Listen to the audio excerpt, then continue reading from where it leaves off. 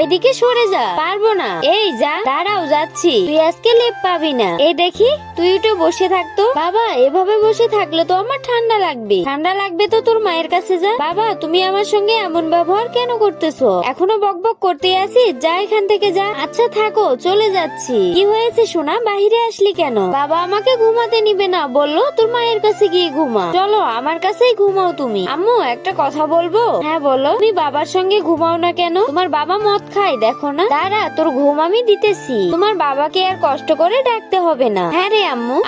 কি জুড়ে দিয়েছিস রে তোরা? এদের জন্য শান্তি করে ঘুমানো যাবে না। চল আয়। আম্মু, আমার জন্য কেক বানিয়ে রাখবে। এই কি করতেছিস? আয়। হ্যাঁ যাচ্ছি বাবা, চলো। মাথায় এত চুলকাইতেছে কেন? এই কি হলো? আয়। মিষ্টি, আস্তে আস্তে কেক বানিয়ে রাখতে হবে। আমার মেয়ে আদেশ করে গেছে তো, পালন না করলে হয়। এরপর মিষ্টির মা মিষ্টির জন্য কেক তৈরি করতেছিল। আম্মু, আমার কেক কি তৈরি হয়েছে? হ্যাঁ সোনা, এসে বসো।